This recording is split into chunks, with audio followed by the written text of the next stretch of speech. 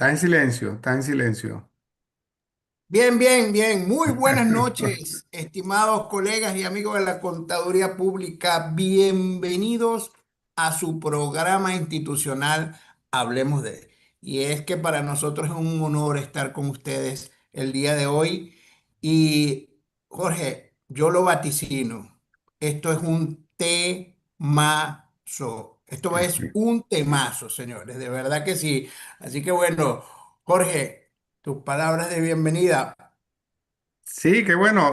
Bueno, damos bienvenida a nuestro invitado especial de hoy que tenía tiempo, él nos estaba comentando otras cámaras que tenía tiempo que no lo teníamos acá, pero siempre es invitado especial de la casa, al economista Olmos.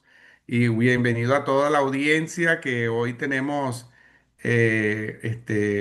jueves 23 de octubre, un temazo, como dice Carlos, que nosotros queremos que nos ayude mucho, Aarón, en cómo se mueve este tema en el mundo de la economía y cómo afecta en nuestro ejercicio profesional. Así que de antemano le enviamos saludos a nuestro presidente, a Luis Veloz, que hoy por temas familiares está atendiendo temas familiares, no va a estar con nosotros, pero le enviamos un fuerte abrazo y que pronto lo tengamos el martes, porque el martes vamos a tener programa. Sí, Este, señor. y denle like al programa. Así que vamos a presentar a Aarón o que Aarón nos dé el saludo, ¿no? A la audiencia. Sí, sí, sí, Alón, Alón, danos ese saludo, vamos, que estamos Bueno, todos deseosos de escucharte. bueno, buenas noches, ¿no? Gracias por la invitación. Un gusto estar acá, ¿no? Un saludo a todos los contadores, ¿no? Los profesionales de la contaduría pública que vaya, qué trabajo tan importante, bueno, esta Venezuela tan dinámica que tenemos, ¿no? Por decirlo menos, ¿no? Muy agradecido, muy contento de estar acá para hablar de estos temas, ¿no? Gracias, Gracias, Aarón. gracias. Bueno, mira, Aarón es economista, CEO de la firma Olmos Group, miembro del comité de la Comisión Especial de Criptoactivos de la Federación de Colegios de Contadores Públicos de Venezuela. Y fíjate que yo decía que es un temazo porque es un tema que tiene a todo el mundo echando carrera. Así que, Aarón, somos todos La oídos. pregunta disparadora. ¿Tú la tienes? Ah, bueno, la pregunta disparadora es esa, Aarón. ¿Qué es USDT? Empiézanos por describirnos esto y luego todo lo que vayas a desarrollar. Si tienes alguna presentación, aquí puedes compartir perfectamente. Ah, bueno. Bueno, en principio, bueno, ¿qué es un USDT? Un USDT es un criptoactivo. Tal cual como se define en la norma, ¿no? En el boletín de aplicación tenencia de criptoactivos, ¿no? Número 12 versión cero, que es importante recordarles a todos que existe, que está desde 2020, ¿no? Y que en ese documento se definen una cantidad de términos muy importantes para nosotros en los actuales momentos. En principio, el término de criptoactivo, ¿no? Un activo intangible que de alguna manera se asume, aunque no lo es formalmente, se asume como un elemento transaccional, como una forma de dinero para algunas personas. Aunque el 318 constitucional nos recuerda siempre que la moneda de curso legal es el bolívar, y es así. Entonces son datos digitales creados por particulares que están colateralizados, es decir, están respaldados uno a uno por un subyacente, un activo subyacente, que puede ser tanto dinero, como pueden ser commodities, como puede ser en este caso vehículos de inversión de deuda o activos, ¿no? ¿Qué es lo que pasa con el USDT? ¿Cómo funciona esto? A esto distinto a un Bitcoin o distinto a un Ether, un Solana, un Tron, que también son criptoactivos. Aunque Bitcoin es Bitcoin y los demás son altcoins, ¿no? Como se dice en el mundo de los criptoactivos.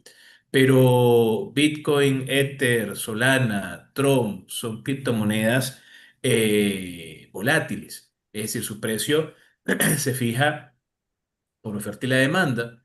No todas estas criptomonedas tienen las características técnicas de Bitcoin, que cada vez se liberan menores cantidades por el tema del halving. Pero de alguna manera la idea de que es un criptoactivo volátil, Bitcoin y Ether, es importante. ¿Por qué? Porque existen desde el año 2009, ¿no? Operativamente, en el caso de Bitcoin, por lo menos, que es la primera criptomoneda funcional.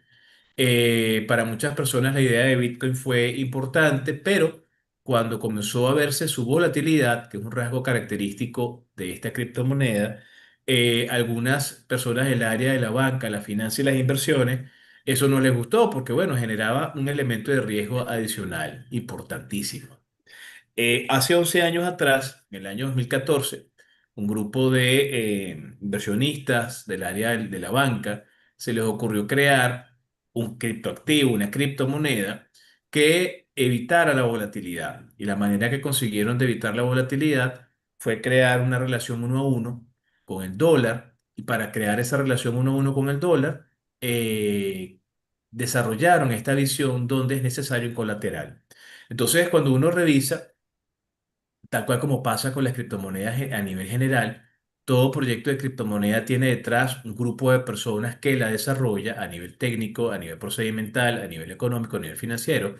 Todo proyecto de criptomoneda debe tener una empresa detrás, un grupo de personas que represente con cara visible, distinto al caso de Bitcoin, ¿no? Que es la única, pero ya la gran mayoría tienen detrás de ellos empresas que están basadas en algunos países, que están supervisadas, que están reguladas, que tienen licencias para poder operar en algunos espacios. El caso de el USDT es la Tether Foundation o Limited, que es una empresa que hoy por hoy está basada en El Salvador, desde enero de este año, ¿no? Por la ley Bitcoin que Bukele logró establecer, creó las condiciones mejores para que algunas empresas pudieran estar.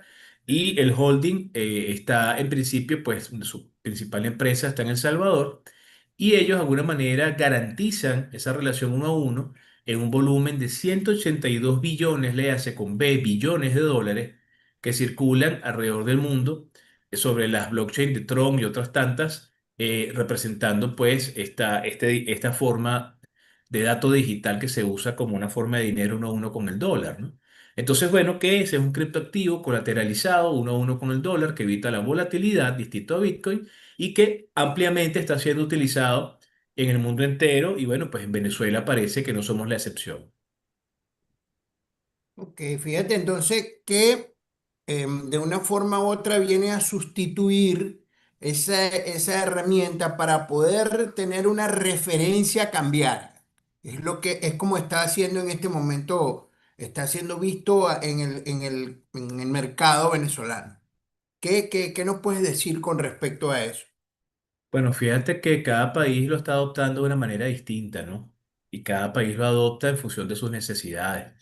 En el caso que nos ocupa, Venezuela tiene una situación económica de entorno con un tema cambiario importante, donde, bueno, para todos nosotros es transparente que el Banco Central, que es el ente rector de la política monetaria y cambiaria, semanalmente, pues, hace una actividad de intervención a través de los canales que conocemos, los operadores cambiarios, que es la banca. Se colocan millones de dólares semanales, a veces una vez, a veces tres veces a la semana. Y esa cantidad de dólares que se insufla en el mercado, bueno, pues se lleva a través de la banca pues a quienes lo requieren para hacer sus operaciones, bien sea a nivel transaccional, a nivel de ahorro, a nivel de pago a proveedores y todo esto. Con el paso de los años, los últimos años, sobre todo este año 2025, la cantidad, no en frecuencia, pero sí en monto de esas intervenciones, es cada vez menor, ¿no? Todo esto producto de una situación ya conocida por todos nosotros, el tema geopolítico, el tema de las sanciones, todo esto ha limitado la capacidad del Ejecutivo a través del Banco Central de insuflar la cantidad de divisas suficiente para darle dólares pues a quien lo requiere. Es allí donde las criptomonedas, en principio, las criptomonedas volátiles, ya estaban teniendo un rol interesante de personas que buscaban como una forma de refugio, un elemento alternativo para poder hacer operaciones de intercambio, para poder pagar a sus proveedores, un Ether, un Bitcoin, ¿no? Pero a partir del mayor uso de los USDT o los USDC o el BUSD o el DAI, que no solamente es el único que existe, hay muchísimas criptomonedas estables, hay como una convención alrededor de ella que se está utilizando para, por parte de algunas personas, bueno, como eso, como un elemento transaccional, un elemento para hacer pagos en el mercado interno, están intentando utilizarlo para hacer pagos en el mercado externo, algunos están reportando quizás pagos a proveedores, ¿no? Otros lo están utilizando como una herramienta de ahorro, ¿no? De resguardo, de reserva de valor. Entonces, cada quien según su necesidad, personas naturales o personas jurídicas, pues entidades están utilizando esto para diferentes fines, ¿no?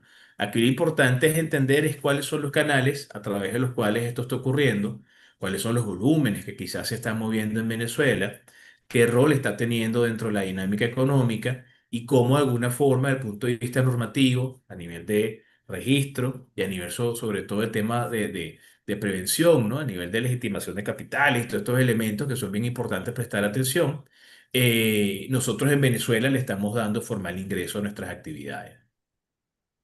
Ok, fíjate, Aaron, que ahorita nos utilizaste un término que quizás pocos podemos manejar, podemos conocer, que es el stablecoin.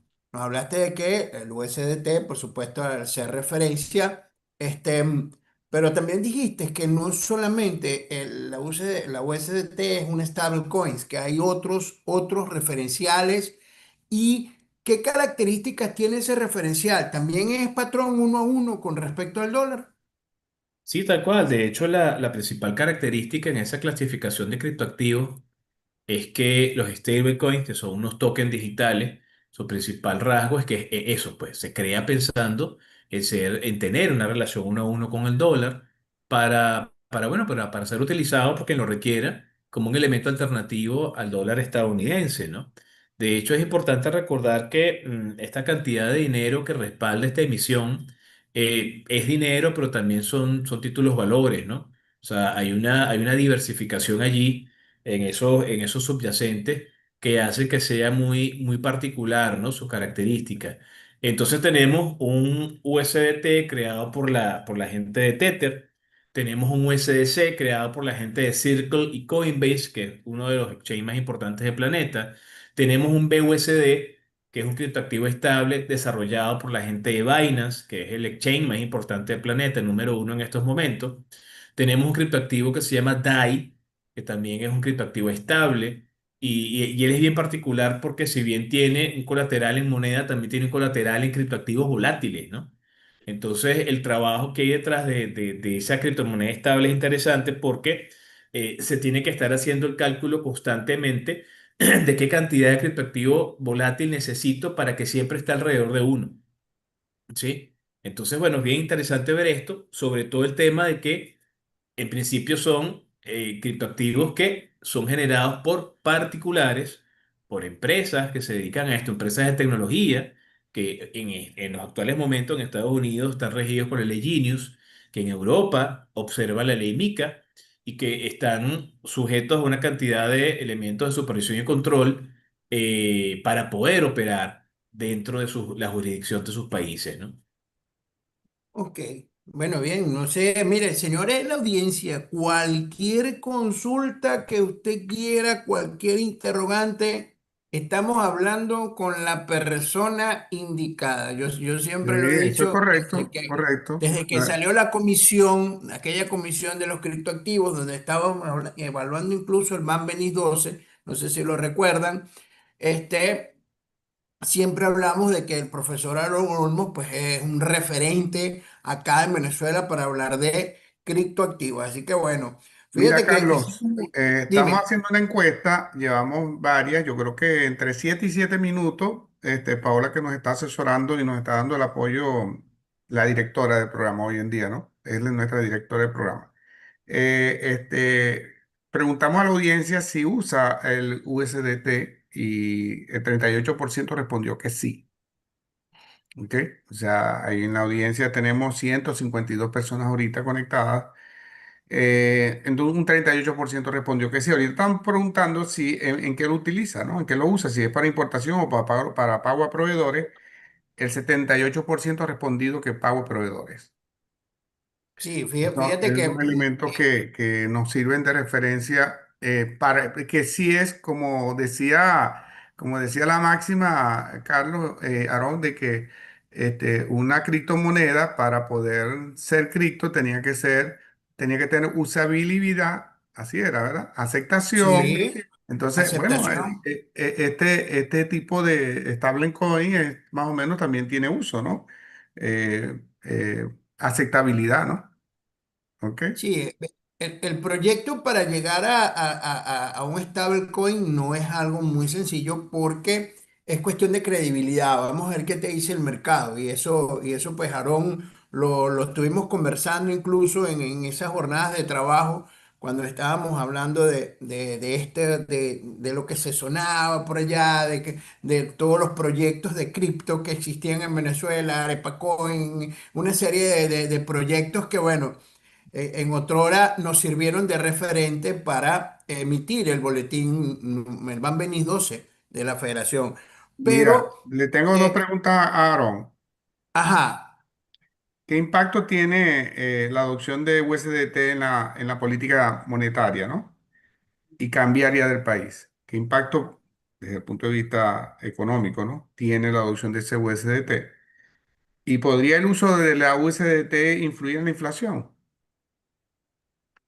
Bueno, mira, en principio la política monetaria y la política cambiaria son áreas del Banco Central, ¿no? Que es el ente competente en ello. Tendríamos que definir cada una de las políticas. La política cambiaria es el conjunto de acciones que el BCB emprende para regular la cantidad, precio de las divisas en el mercado interno, ¿no? Y la monetaria tiene que ver también con los esfuerzos que el Banco Central hace para regular esa liquidez, esa cantidad de bolívares que hay en función de la oferta monetaria y la demanda monetaria que se hace a través de los créditos de los bancos. El precio es el elemento de equilibrio, ¿no? Entonces, para hablar de si tiene o no un efecto sobre la política cambiaria, monetaria, en principio, Banco Central no controla las cripto, ¿no? Ujú. Entonces ya por eh, ahí, de alguna manera es un fenómeno que está pasando fuera del área de influencia del Banco Central. Pero lo que es importante entender es que está pasando, ¿no? Que está ahí, que está ocurriendo, ¿no? Y esto nos hace ver que dentro de la propia economía que tenemos coexisten varias economías, ¿no? De hecho, se habla de una economía cripto, una criptoeconomía. Y esa economía cripto tiene un efecto real dentro de la dinámica económica y ahí vamos a la segunda pregunta de si genera una inflación, ¿no? Si la inflación la entendemos como el aumento generalizado de los niveles de precios y esto se da quizás por un exceso de liquidez más que producción que respalde la cantidad de dinero que circula, si de alguna manera tenemos datos digitales que nos vienen bajo la vía de las remesas, por ejemplo, ¿no? Jorge y Carlos reciben 150 euros denominados en criptoactivos estables a través de un exchange licenciado por Sunacrip. Eso de alguna manera, cuando llega digitalmente, o cuando se hace presente digitalmente en las wallets de Jorge y Carlos, bueno, pues de alguna manera eso es como un ingreso que está allí, que no se ha realizado todavía, hasta que Carlos y Jorge no se volteen dentro del exchange a eso que se llama el P2P, que es un gran mercado de compra y venta de estos datos digitales, ¿no? Que dicho sea de paso, cuando se pactan los precios, no son los precios que necesariamente Banco Central nos dice, ¿no? Porque entonces ahí se fijan precios especulativos. Lo cierto es que cuando eso de alguna manera se convierte en dinero constante y sonante nuestro, en bolívares, y entonces Jorge y Carlos se voltean al mercado interno a comprar, van a la farmacia, van a hacer supermercado, van a pagar los servicios. Ahí esos datos digitales que vinieron por estas plataformas se convierten entonces en dinero real y se generan hechos económicos, ¿no? Ok. Entonces tenemos un dinero que no existía, que ahora sí se convierte en algo que está presionando, punto de vista de la liquidez, los precios dentro del mercado. Y eso es algo que es importante medirlo, y yo agradezco esa pregunta porque cuando nosotros nos recordamos un poquito cómo se lleva toda esta contabilidad nacional y todos estos elementos de registro de operaciones de intercambio financieras globales, hay dos referentes, dos manuales importantes que genera el Fondo Monetario que todos los países han adoptado para llevar su contabilidad nacional y crear la matriz de sumo producto y el cálculo del PIB, que es el sistema de cuentas nacionales por un lado y el manual de la balanza de pagos por el otro, ¿no? Cuando uno lee o revisa en el caso del sistema de cuentas nacionales, esas 892 páginas que tiene ese documento, y cuando revisas el otro que tiene 396, por ningún lado te hablan allí ni de Bitcoin, ni de cripto, ni de stablecoin, ni nada de eso. Entonces es importante recordar que si metodológicamente el instrumento que yo utilizo para generar mi registro, mis operaciones internacionales en moneda, no contempla estos datos digitales como una forma de dinero, bueno, en principio tampoco los estamos registrando, ¿no? Por esa vía. Entonces, si genera inflación, toda cantidad de dinero adicional que no esté respaldado con producción y que se sume pues al caudal de liquidez que ya tenemos, va a presionar los precios y claro que sí, pues va a llegar a tener un efecto. Pero ¿sabemos qué cantidad es? Bueno, realmente no lo sabemos. Y no lo sabemos porque hay cierta opacidad detrás de la estadística de los criptoactivos por es su propia naturaleza, ¿no? Interesante. Bueno, gracias a ti por responder, porque la pregunta tiene sus matices, ¿no? Y tú la acabas de desglosar muy bien. Mira, Carlos me está pasando una foto. Se fue la electricidad en su casa. Entonces, la foto que me está pasando tú sabes, la figura de la sombra, ¿no? La sombra de qué tema con la electricidad. De verdad que lamentamos mucho porque Carlos Temazo Sánchez nos apoya, uno de los moderadores principales. Y teníamos un moderador eh, que diríamos invitado especial, que es José Hernández, pero no lo, no sé qué pasó. Mira, hicimos una encuesta, Aarón, en este instante está corriendo la encuesta. Hay varias encuestas con la audiencia, ¿no? Eh, y la encuesta es, ¿desde cuándo utiliza USDT? Y recién, un 32% te está respondiendo que es recién, ¿ok? Eh, un 21% no sabe nada de esto, no conoce Ok. nada de esto. Estamos hablando de 53 que han participado en la encuesta. Aún no 33%. Y hay un pequeño porcentaje, pero dice que tiene años utilizándolo. Un 13% dice que tienen años utilizándolo. Así que todas esas encuestas te las voy a enviar para que las tengas allí en tu data, ¿no? Eh, Claro, agradecido. este, la audiencia debe ver cómo se refleja en una factura, en el marco legal, si recibo un USDT. No creo que se refleje, ¿no? Atento, dice José. Aquí llegando a casa, atento. Pues, José nos está... Bueno, de hecho, esa es una pregunta que puede responder muy bien José, ¿no? El día de ayer en IESA tuvimos un taller sobre contabilización en cripto, ¿no? Que estuvo bien nutrido, muy interesante y creo que fue muy útil para resolver cuestiones y preguntas del uso y registro, ¿no? En principio, ¿no? De estos Exacto. criptoactivos. Y vaya que preguntas como esas fueron respondidas el día de ayer, ¿no? ¿Qué hay que hacer y cómo se entiende, ¿no? Siempre de la mano de la norma del boletín y por otro lado, pues del marco legal nuestro, ¿no? Sí, hay una pregunta de un colega que dice que si existen restricciones para que una persona compre y venda USDT en plataformas internacionales o está obligado a utilizar exclusivamente casas de cambio o plataformas venezolanas. Bueno, en principio deberíamos utilizar las casas de cambio nuestras, ¿no? Las que están con licencia de SUNACRIP por muchas razones, ¿no? Temas de prevención, temas de trazabilidad, la posibilidad de poder generar ¿cómo se llama esto? Información que me permita saber, bueno, de dónde vienen y hacia dónde van esos fondos, que eso es bien importante, ¿no? En definitiva, antes de la existencia de Crixto y antes de la existencia de Contigo, bueno, es una verdad, pues, a gritos que todos los venezolanos tenían cuenta, o en local Bitcoin en su momento y luego en Binance, ¿no? El tema es que primero llega la tecnología y luego llega la norma, ¿no? Pero cuando la norma llega, el desconocimiento de la misma no te exime de su cumplimiento, ¿no? Si ya alguien me dice que hay que hacer algo de una manera y con una forma, una estructura, bueno, tenemos que irnos por lo que la norma nos dice, ¿no? Y ciertamente que estar revisando, bueno, pues la Gaceta Oficial, toda la emisión y toda la publicación de estos textos legales que legislan sobre el tema cripto, ¿no? Que vaya que tenemos bastantes en Venezuela. Ok, ok. Este, mira, tengo una otra pregunta aquí. Déjame ver sobre qué diferencia existe entre la circulación de la USDT y la dolarización tradicional basada en efectivo. Bueno, el proceso de dolarización es la asunción de una moneda distinta, en este caso dólar, dentro de la economía nacional. Puede ser una dolarización de facto o una dolarización aprobada por el Banco Central en manos del Ejecutivo Nacional, ¿no? Y en el caso que nos ocupa a nosotros, ha comenzado a ocurrir un fenómeno de 2019 para acá, donde no necesariamente el Banco Central y el Ejecutivo reconocen, pues que se está asumiendo como una segunda moneda, ¿no? Como pasó en El Salvador, que existió una ley, que existe todavía una ley Bitcoin que fue modificada y se instruía pues al público en general que al igual que el dólar podían utilizar Bitcoin para hacer sus pagos, ¿no? Eso no ha pasado en Venezuela. Entonces, de alguna manera lo que tenemos es, y no solamente dólar, ¿no? Porque a final de cuentas es una economía nuestra, la economía multimoneda, ¿no? Hay quien habla de una economía bimonetaria por bolívar y divisa, pero cuando vemos el crisol de elementos que hay en el país, llama poderosamente la atención. En Venezuela se usa en algunos espacios, quizás para algunas operaciones como reserva de valor, y otra vez hay que recordar, el 1418 constitucional nos recuerda que la moneda de curso legal es el bolívar, pero por libre albedrío los ciudadanos pues asumen la moneda con la que consideran pueden hacer operaciones en mejores términos, ¿no?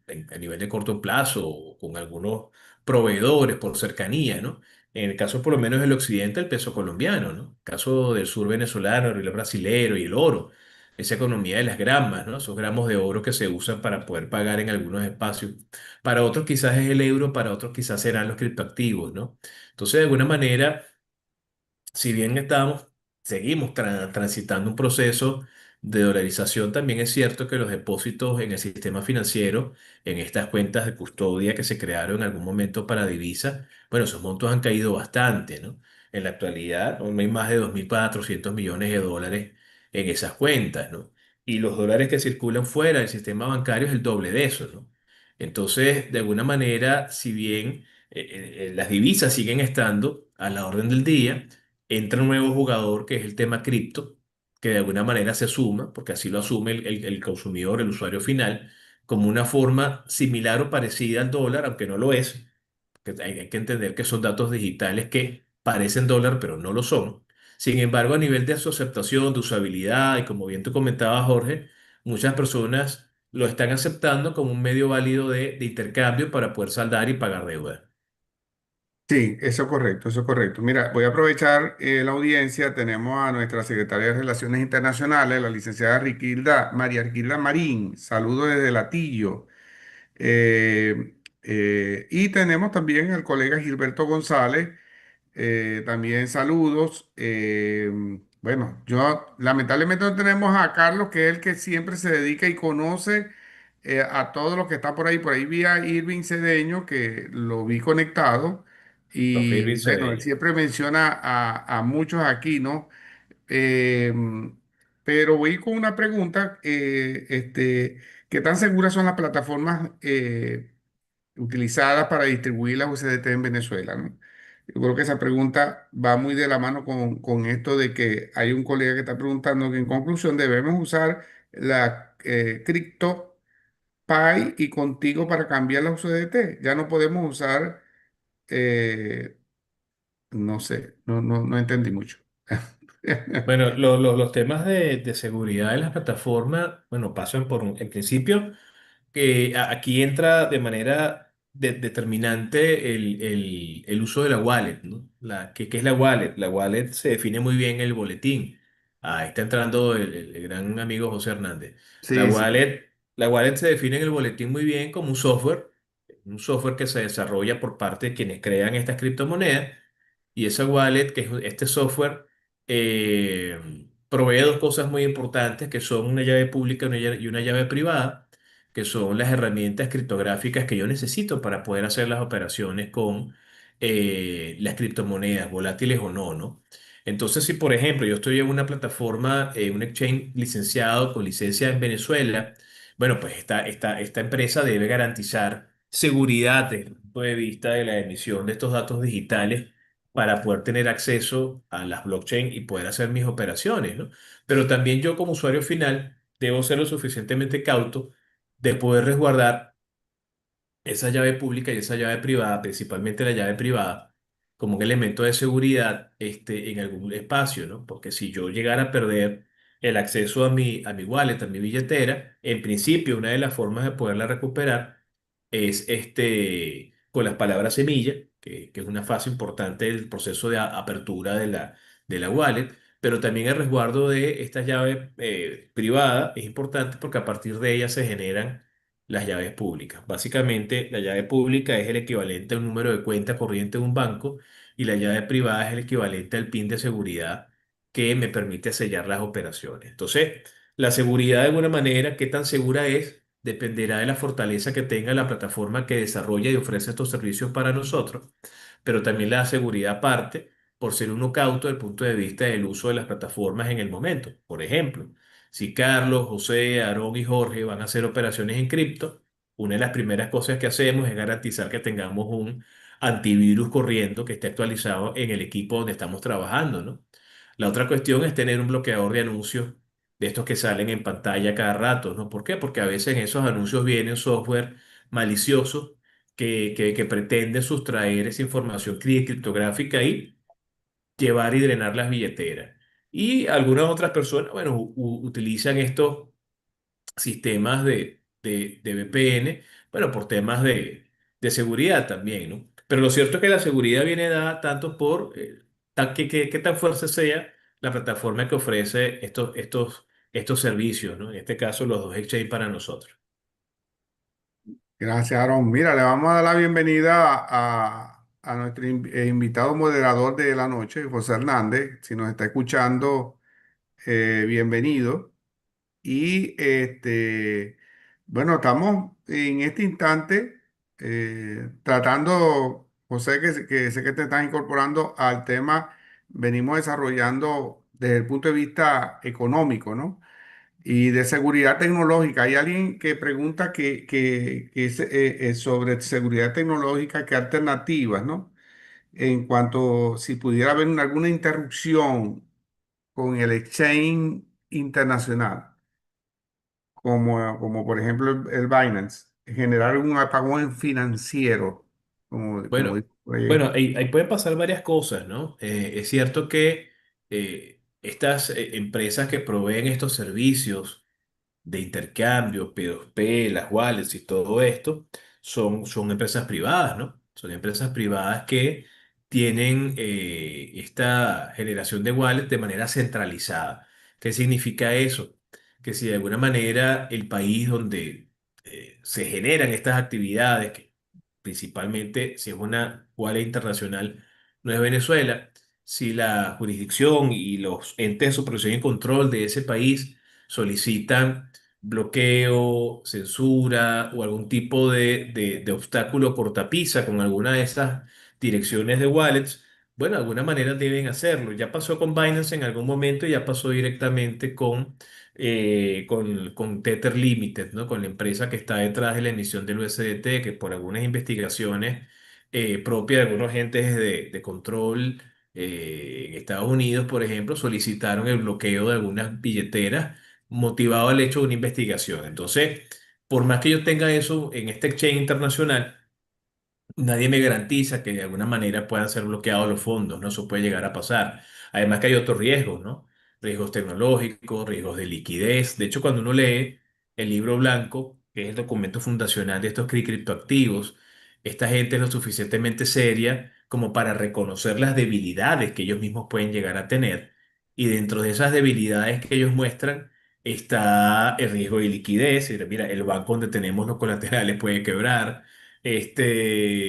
puede de repente generarse una corrida financiera, puede haber una situación de impago. Es decir, ellos de alguna manera reconocen que esas debilidades están ahí, no las ocultan, pero tampoco es que es lo primero que aparece en el libro blanco, ¿no? Sin embargo, si uno hace su tarea y revisa bien, hay muchos elementos de riesgo que están detrás de eso. Perfecto. Mira, te comento que la encuesta que se hizo hace unos minutos sobre cuánta plataforma utiliza, ¿verdad? Eh, si era contigo o Cripto o otra, un 79% respondió otra. O sea que hay variedad, ¿no? Para el uso. Es así. Jorge, ¿qué tal? Buenas noches para todos. Adelante, Hago un José, saludo, adelante. buenas noches también para la audiencia. Eh, Atajando ese comentario que acabas de hacer, Jorge, y disculpen que entre así porque yo sé que los tiempos acá Sí, no, no, ya estamos en tiempo, son exacto. tremendos. Pero fíjate, me llama mucho la atención y me quedo con el uso de otra plataforma. Y es un tema que ayer compartía con Aarón, sobre todo por el elemento jurídico que sin duda tenemos que debemos tener presente, sobre todo en una transacción que puede estar realizando una empresa que a su vez afecta a la empresa por distintas aristas y que debe ser contabilizada para llegar a lo simple sin que se entienda que la contabilidad es simple, ¿no? Para llegar a lo concreto, al día a día de un contador público, de una empresa que tiene que registrar transacciones y preparar estados financieros. Me llama mucho la atención, Aaron, y te lo comentaba ayer, que cuando tú mencionabas el uso de plataformas, y posiblemente nosotros no estamos viendo al público, pero nos quedamos sorprendidos por la sorpresa de la gente que estaban trabajando con este instrumento que, por cierto, no es exclusivo de Venezuela. Es un instrumento que está en el mercado y que hoy en día está en boga en Venezuela como uso en el ecosistema criptativo. En lo concreto, me llamaba la atención que cuando tú respondías, y quisiera que respondieses a esta pregunta, ¿qué debe hacer una empresa en Venezuela para darle garantía legal al uso de un USDT en el contexto venezolano de manera simple? ¿Es correcto utilizar una plataforma distinta a las legalmente autorizadas en Venezuela? ¿Qué garantía tengo de riesgo o no el haber hecho una transacción en una plataforma distinta a las autorizadas en Venezuela? Bueno, fíjate que como bien lo recuerdas, José, y gracias por la pregunta y bienvenido. El día de ayer en este taller donde estuvimos y que celebro tu participación, tu excelente participación como siempre, aclarando una cantidad de dudas y dejando muy transparente todo con el tema del registro y el boletín, dijimos que efectivamente hoy por hoy, con la existencia de las normas, normas que no existían, quizás todas las que tenemos hoy, en 2017, 2018, donde muchísimas personas pues tenían sus cuentas abiertas en cualquier cantidad de exchange o plataforma. Ya hoy con la existencia de las normas, con los elementos propios de prevención, son muy importantes recordarlo, el tema del compliance, el know your customer, o sea, toda esta cantidad de cosas que nos hablan de los elementos propios de la trazabilidad para poder garantizar esas operaciones. En principio, la norma nos orienta a que debemos trabajar con exchanges que estén bajo licencia de Sonocrypto. Eso antes no lo teníamos tan presente, pero hoy sí está. Y asumiendo esa realidad, para nosotros poder asumir que vamos a registrar operaciones desde el punto de vista de las normas, no tenemos que ceñirnos por eso. Entonces, de alguna manera, si bien yo tengo y estoy usando un exchange distinto, una billetera diferente, debo comenzar a observar la posibilidad cierta, que para poder hacer registro como se debe, en términos de nuestras normas actuales, debo entonces estar con algún exchange nacional. Ok, importante. No sé, José, tú que tienes, yo me perdí por un momento el libro blanco en el primer evento de valorar. Sí, sí, yo creo que ese libro blanco es el que nos tiene a nosotros siempre con información sobre saludo de Wilfred Rodríguez, cordial saludo a mis buenos amigos Sí. y Luis Herrera. Wilfred, Los chinos deberían ser Wilfred un. está en el público, ¿no? Sería interesante, Wilfred, que nos escuchas, compartes en el chat tus impresiones y particularmente un artículo bien interesante que mostraste ayer de un artículo de una ley vigente en Venezuela que está vinculada a la Sudeban, en donde se plantea el riesgo de transacciones que pasen por el sistema bancario nacional, que estén de alguna forma realizadas por entes que no estén aprobados por alguna normativa legal en Venezuela. Eso es muy importante. Quiero atajar un comentario que vi en el chat, Jorge, si me permite, Ok, eh, adelante. del amigo Edgar. Uy, esto aquí se pierde un poquito. Déjame ver si lo consigo. ¿Sí? hay una persona que estaba comentando acerca de el control. Una pregunta que surgió incluso similar el día de ayer, porque en el contexto de lo que está reflejado en el Boletín 12, entendería que se ha mencionado también acá en el programa, una Mira, de se las nos salió Aarón definiciones, hoy. sí, ¿salió no? Se nos Sí, salió Aarón. bueno, Ok, ah, hay que estar que atento. estaba comentando, Jorge, que en el contexto de la aplicación del Boletín 12, una de las definiciones para poder reconocerlo como activo, y por definición general de un activo es el control. Y en este particular mundo de los criptoactivos, una pregunta que surgió y que también está en el chat del YouTube en el programa es cómo se garantiza este control, ¿no?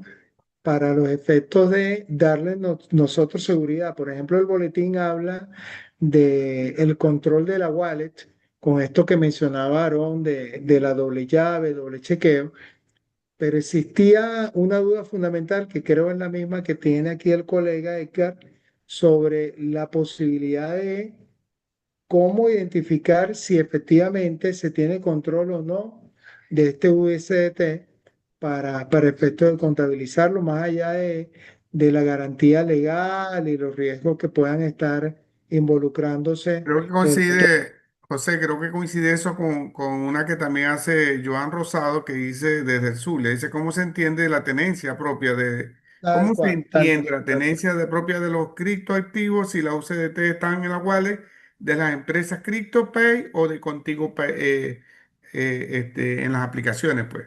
Sí, que funcionan, estas aplicaciones funcionan Ah, como en un rol bancario de custodia, en realidad, y de alguna forma esa custodia está en poder de ellos, independientemente de la transacción. Y a mí me gustaría, porque Aarón es el experto en ese ujú. sentido, Y dejar él es esa pregunta invitado.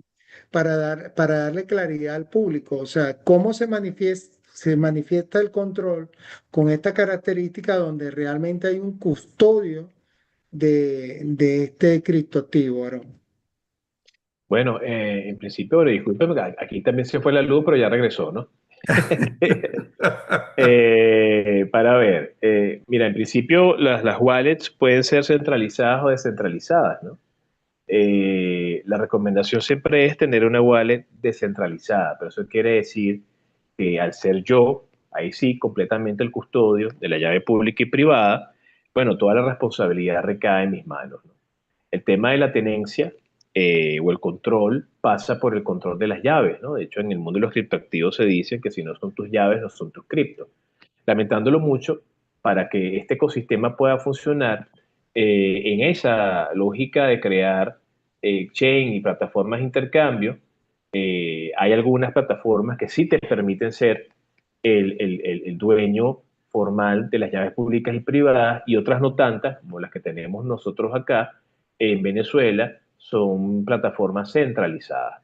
Entonces, en parte, yo tengo una wallet que me abrió esta plataforma, pero la wallet también tiene acceso a la llave pública y privada. Aquí quizás el control y la tenencia es más por el propio uso, ¿no? Si nos vamos solamente y de manera exclusiva a poseer o no el acceso de la llave pública y privada, entonces los dos exchanges que tenemos son totalmente centralizados y nadie es dueño de nada, solamente el exchange. Pero si nos vamos por la vía del uso, el exchange te provee, te da a ti las billeteras, las wallets, pero tú eres el que direcciona hacia dónde se dirigen esos criptoactivos, en este caso el USDT, ¿no? Entonces, la única manera que de manera pura y simple el wallet realmente sea mío es que la wallet sea totalmente descentralizada y bajo el esquema en el que estamos trabajando en Venezuela con los exchanges, los dos que tenemos, y si llegasen a abrirse más con las mismas características, la única manera de que yo sea efectivamente sí 100% dueño es que el exchange me permita sustraer las llaves públicas y privadas, principalmente la privada, para yo ser el custodio en solitario, cosa que en los actuales momentos no está pensado. Yo lo equiparo o lo hago similar a lo que pasa con la banca, ¿no? sea, el dinero tuyo está en la banca, está custodiado por la banca, pero es tu dinero. Entonces, claro, acá estamos en un escenario eh, distinto, estamos hablando Digital. de elementos distintos, pero sustancialmente pudiésemos hacer cierta analogía. Hay un comentario en el chat, Jorge, con referencia a qué pasa, cuáles son los riesgos que pudiese tener una empresa al utilizar o transar en una plataforma no autorizada en Venezuela. El amigo Wilfred, a quien saludo también, Wilfred, y tuvo una también excelente participación allá, ayer en el evento, copia en el chat del YouTube artículo 115 de la resolución 010.25 emanada de la SUDEBAN. Es importante que lo tengan en el radar, ¿sí? Porque en ese artículo 115 de la resolución de la SUDEBAN abarca sustancialmente las consecuencias de todas estas transacciones pasan por la banca, sustancialmente. Y el riesgo de utilizar plataformas no autorizadas tocando cuentas bancarias de la compañía está perfectamente definido en ese artículo 115 de la resolución de la SUDEBAN. O sea, consecuencias que incluso tienen de alguna manera riesgo de penalización bastante importante. Acá no veo porque aquí se me salió el escenario Aquí te de... leo un Sí. comentario de Gilberto González que dice que el uso a ver, se me movió, el uso de exchange autorizados simplifica el cumplimiento normativo de la BINI, por ejemplo, ya que las plataformas proveen estados de cuentas formales, comprobantes y documentación soporte. Eso es súper importante. Y bueno, y otra colega que dice que le dé like al programa, ¿no? Yo suscribo eso que está diciendo la colega, que le demos like al programa. Y sé que suscriba también, ¿no? Hay un tema que además del asunto estrictamente contable, está vinculado a los riesgos fiscales, ¿sí? Más que riesgos fiscales, a los efectos fiscales que pueden tener estas transacciones.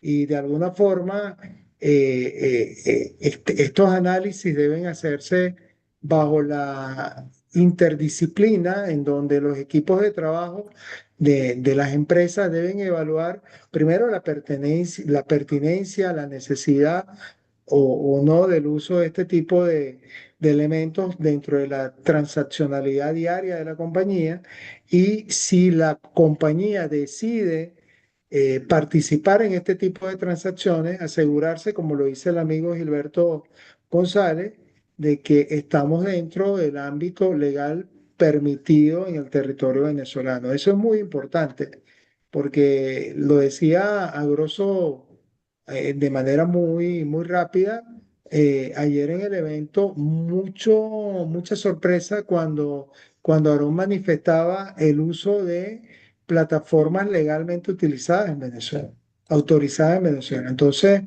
yo insisto con esto, más allá de la transaccionalidad, quiero hacer una precisión que posiblemente pudiese estar en el aire dentro del escenario de este programa.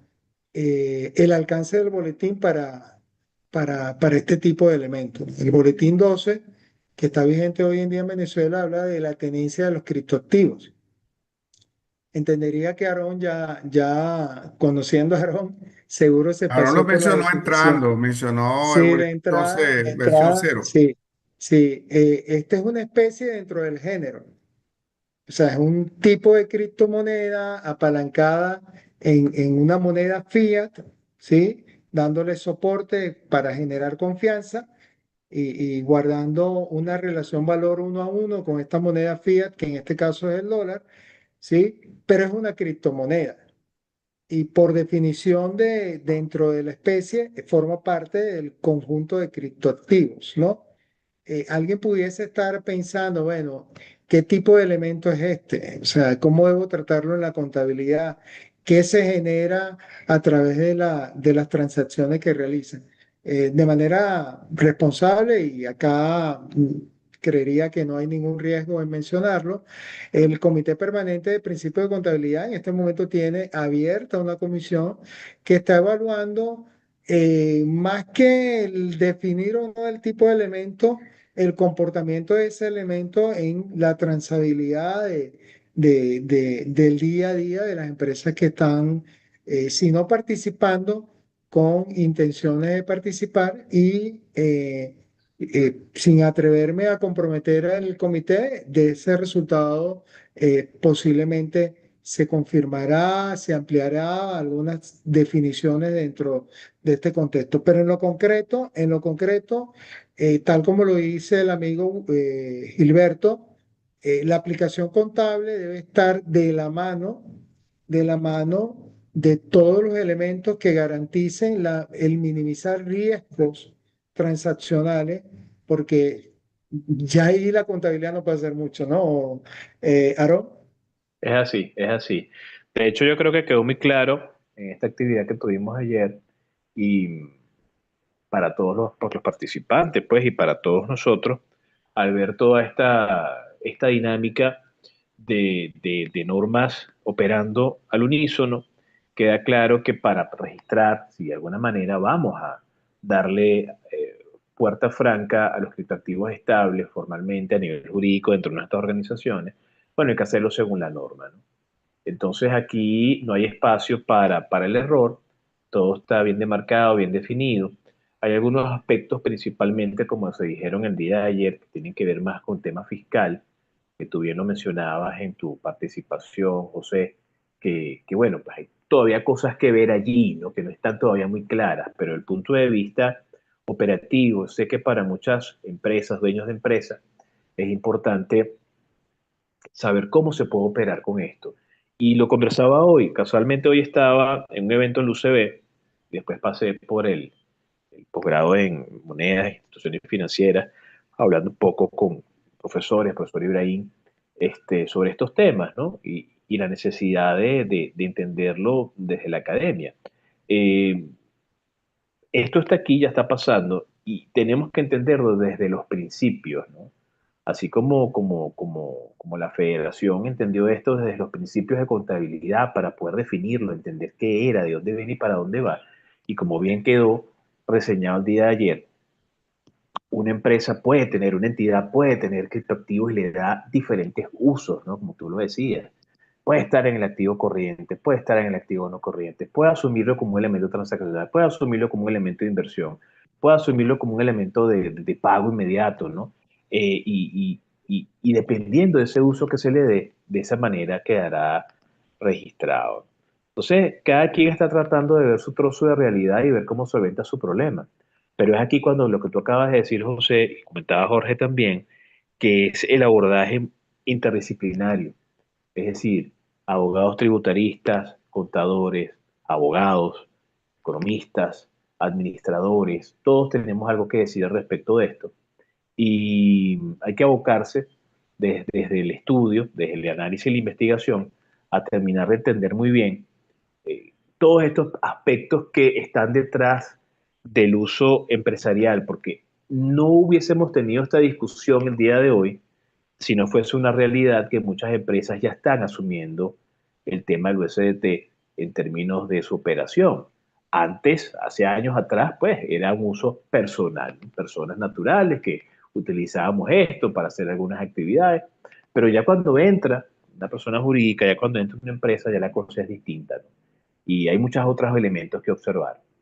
De hecho, Gilberto González Arón señala que la más clara legitimidad institucional de las stablecoins viene de la mano del propio Estado cuando PDVSA ha trasladado gran parte de sus acuerdos de venta de petróleo sobre esa base, ¿no? Interesante el comentario. Hay una encuesta de cuánto tiempo la empresa se queda con las USDT, si son días, si son semanas, mes o más tiempo. El 45% respondió más tiempo. Apenas un 10% respondió un mes, un 8% respondió una semana, un 37% respondió días. O sea, Son los porcentajes más altos. Un 37% respondió días y eso es tenencia, ¿no? Y más tiempo, un 45%. No sé por qué lo tienen como entonces como elemento de inversión, como elemento de intercambio, o lo quieren, no sé, qué buscan allí, ¿no? Bueno, Pero todo interesante. depende, todo depende del uso que le quieran dar, ¿no? Lo que sí es importante es trabajar desde la certeza, ¿no? Porque yo comento esto. Mucho se está diciendo y se está corriendo del uso extendido de esto en diferentes espacios, ¿no? Sin embargo, no tenemos todavía algún documento formal que nos diga que sí, que efectivamente esta va a ser ahora la nueva forma de hacer esta actividad, ¿no?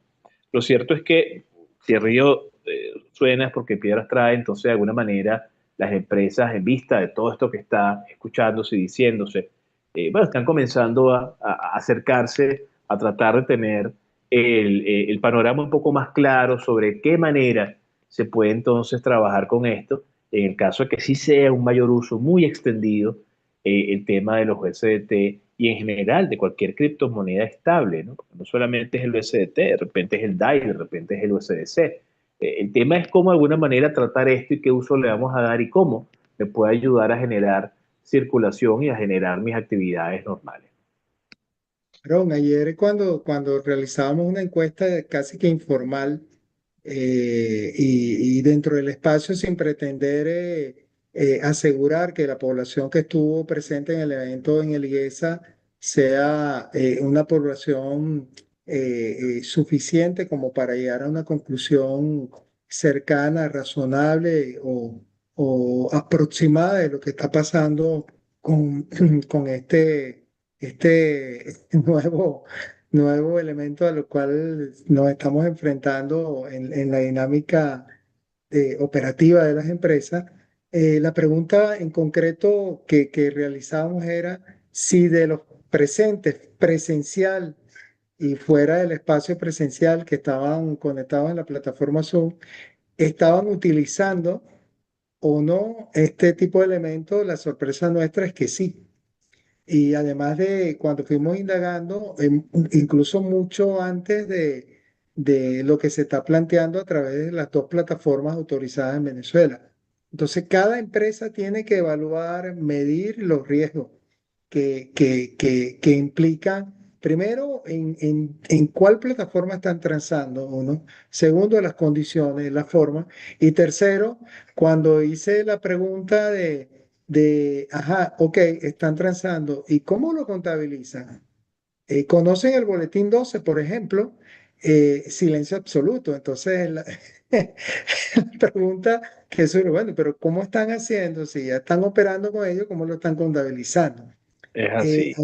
Hay un tema, Jorge, que también es importante mencionarlo acá. Por ejemplo, el IASB, que no ha emitido una norma en concreto, sí, el ente emisor de los Estados Unidos sí tiene una norma contable específicamente focalizada en criptomonedas. El IASB, por ejemplo, está siguiendo muy de cerca el trabajo del ente regulador del mercado europeo, el cual ha emitido un reglamento en donde en ese reglamento ha categorizado los tipos de criptoactivos y los tiene categorizados en tres grandes grupos. El primero de ellos, el grupo de criptoactivos que está de alguna manera apalancado con un subyacente y ese subyacente es una moneda.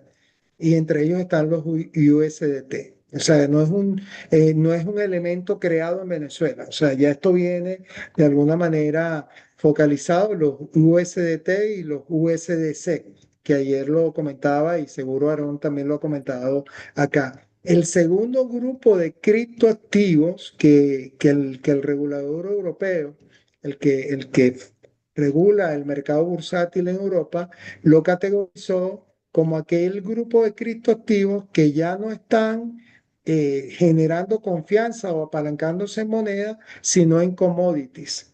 ¿Sí? DAI, recuerdo que DAI, si mal no estoy, está apalancándose en el oro, por ejemplo. Y el tercer grupo de criptoactivos, el resto. que andan sin, digámoslo así, sin una camisa de fuerza. ¿Qué nos indica esto? Que los reguladores, y en este caso un regulador internacional, sí están colocando el foco, sí están poniendo el foco en tratar de normar, porque lo primero que ocurre antes de regular es que las empresas comienzan a transar.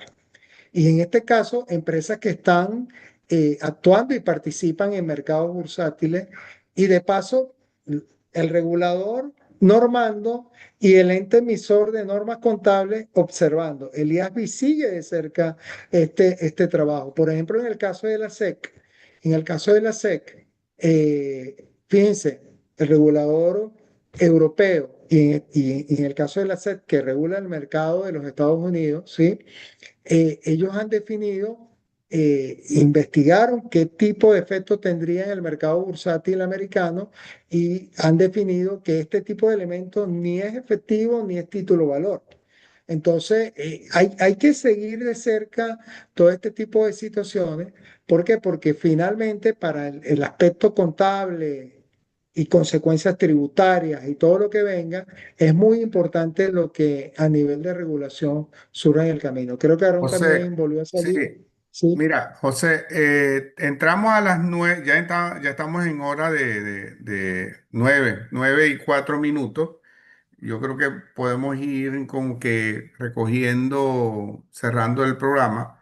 Hay una pregunta allí que yo creo que a lo mejor tú nos puedes ayudar, de un colega, Ramón Rojas, que pregunta que si existe una normativa para valorizar las criptomonedas a moneda nacional para efectos fiscales. Las ganancias o pérdidas por valorización son gravables, deducibles.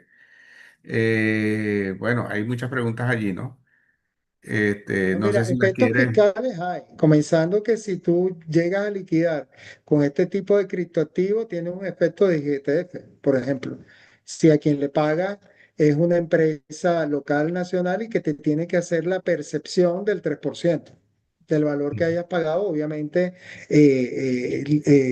llevándolo en la transacción a Bolívar, porque la recaudación a nivel local de cualquier tributo es en Bolívar. Hay Exacto. impacto de impuesto municipal, hay impacto de cualquier tipo. El escenario fundamental es la valoración por el tipo. La contabilidad tiene un importante que desde las teorías contables se llama monetaria, ¿sí? Obviamente este elemento hay que valorarlo en la unidad monetaria que normalmente es la moneda funcional que aplica para el contexto de preparación de estado financiero la compañía. En esto hay mucha tela por cortar. Yo quiero dejar un mensaje que aquí no hay una receta específica.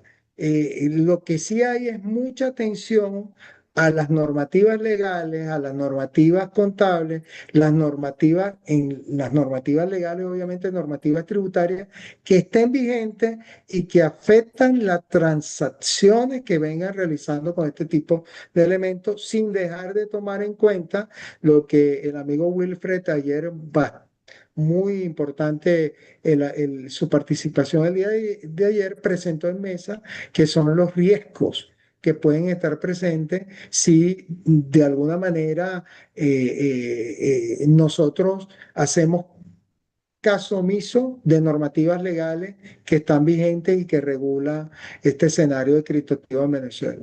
Perfecto. Bueno, vamos a darle las palabras finales para que ya son las 9:07 a Aarón que nos dé los matices finales sobre esto que hemos conversado hoy, sobre el tema tratado, si estuviera Carlos acá, dijera, esto es un temazo, te lo dije que esto era un temazo. Pero bueno, se nos tuvo que retirar porque la electricidad le jugó una pasada. Pero sobre esto del uso en el contexto económico nacional, invitamos a Aarón para que nos diera ese esbozo y tuvimos como invitado moderador especial a José y que nos complemente una parte sobre este tema nos complementó, ¿no? Excelente. Entonces, Aarón, ¿cuáles serían los últimos trazos que le darías a la audiencia y que queda acá para, como dice José, recomendación final para ir cerrando ya nuestro espacio. Sí, bueno, agradecido en principio, ¿no? Nuevamente, Jorge y José y Carlos y Paola, todos los que nos están escuchando y viendo. Bueno, en principio no es lo que yo creo y deseo hacer, es lo que la norma me permite hacer. Entonces, yo no puedo de alguna manera, con la existencia de toda esta cantidad de elementos legales, eh, hacer lo que yo creo con el tema del criptoactivo. Entonces tenemos que revisar, hay que reunirse en nuestras oficinas, en nuestro trabajo, hay que buscar información, hay que educarse, hay que formarse. Y sobre todo hay que interpretar ese boletín Está en la en función audiencia, ese de, boletín se colgó en la audiencia. excelente, interpretarlo en función de la necesidad y la actividad de cada una de las empresas que quieren incursionar en el uso de esto. No todos lo usan para lo mismo y en función de eso va a cambiar la manera como aparezca esto registrado. Y a nivel económico, bueno, en Venezuela ya no solamente el USDT, de hace muchos años el tema cripto es importante. Pareciera que en esta coyuntura se visibiliza mucho más y es cuando más aún decimos que otra vez hay que educarse, hay que estudiar, ¿no? Porque de la mano de la investigación es que vamos a poder llegar a eso que José decía muy bien. No hay una fórmula perfecta para esto. Todo el mundo tiene que buscar su piedra filosofal para cambiar ese plomo en oro que le permita a cada quien lograr sus objetivos dentro de la empresa. Entonces, interpretar, reunirse, colaborar y crear soluciones a la medida en términos de las necesidades de cada empresa. Gracias, gracias, Aarón. Y José, ya para ir también cerrando la idea. Agradecido primero por la participación de Aarón, porque para nosotros, en nuestro contexto, recuerde que nosotros somos contadores públicos, para todos los asistentes que están presentes. Y los contadores públicos interpretamos eventos económicos. Si bien pudiésemos no estar especializados en alguna materia, nuestro deber es entender el evento económico, ¿sí? La transacción económica para poder focalizarlo en la principal herramienta que tiene una empresa, que son los estados financieros. Ese es nuestro rol. Nadie puede atribuirse un conocimiento individual, único, porque este conocimiento es interdisciplinario, cada quien en su rol, cada quien en su rol. Nosotros, por ejemplo, a nivel federativo, sí, tuvimos un trabajo importante y para poder levantar un boletín, de nuestra parte sería una osadía levantar un boletín sin traer a los que verdaderamente conocen este ecosistema para poder normar contablemente. Y esa es la realidad de estas nuevas tendencias que están presentes en toda la economía, que no es exclusiva de Venezuela, sino que es una realidad ya global. Entonces, nada, invitar a todos los que saben mucho, los que saben poco, y especialmente tener la disposición y la claridad de participar con espíritu colaborativo. Ese es el mensaje para toda la audiencia, y que nadie sienta, y sobre todo para mis colegas contadores públicos, eh, no tengamos temor en seguir aprendiendo y seguir avanzando con estos temas que finalmente van a incidir en nuestra actividad profesional. Mis felicitaciones, estoy muy feliz de que hayan traído este tema tan importante para la acontecer nacional y para nosotros los contadores públicos como generadores de confianza, para estar, ¿qué? Para estar claros y saber el tema. Fíjate, gracias Beatriz Urbina. Gilberto González preguntó que si el boletín 12 establece una medición posterior, ¿no? De los criptoactivos a valores cotizados en el mercado activo. Los exchanges autorizados califican como referencia de tal mercado activo. Esas preguntas se las quieren responder para cerrar. Sí, esa fue una de las preguntas que surgió ayer también en el escenario.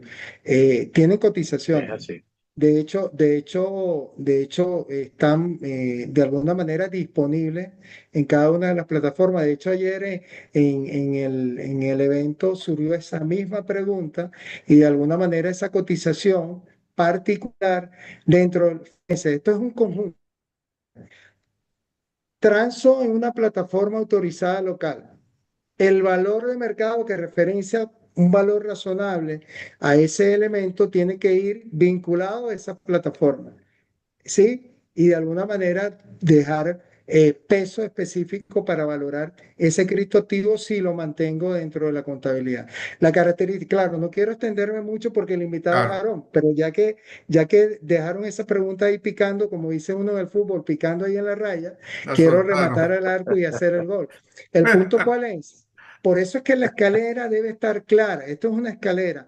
Piso legal, piso normativo contable, e identificar a dónde voy a buscar el recurso para poder valorar bien. Ahí es donde está el escenario y aplaudo mucho lo que insiste Aaron, lo he escuchado muchas veces, el elemento educativo funcional. Yo quiero hacer muchas cosas y la puedo hacer, pero si no respeto la escalera normativa, regulatoria, normativo contable, puedo, ojo, ya realicé la transacción. La consecuencia puede ser, de alguna manera importante, si yo no he seguido una escalera regulatoria, normativo contable adecuada. Esa respuesta la da la plataforma que haya usado, ¿sí? Y hay impactos importantes. Pero bueno, no me quiero extender porque da para otro programa, pero estaba oportuna la pregunta de No, Gilberto. y yo creo que Aarón va a estar en otro programa porque estoy seguro de que esto lo trajimos hoy y la colega dice mis felicitaciones, estoy feliz. Así que vamos a seguir con este tema para otra oportunidad y te vamos a estar invitando, Aarón, porque yo sé que tú eres experto y conoces todo esto y junto de la mano como moderador invitado especial a nuestro coordinador de comité, José Hernández. A todos los que nos han acompañado, la audiencia, a Carlos, saludo a Carlos Sánchez. Carlos está ahorita metido en la audiencia. A todos los que nos han seguido y a nuestro presidente que no pudo estar hoy con nosotros, a todos de verdad agradecemos que nos hayan acompañado. Los esperamos el martes que viene. Feliz fin de semana. Cuídense y le damos gracias a Dios porque tuvimos hoy este compartir de conocimiento. Un abrazo, saludos a todos y nos despedimos con la manito, dice Luis siempre. Buenas noches. Saludos.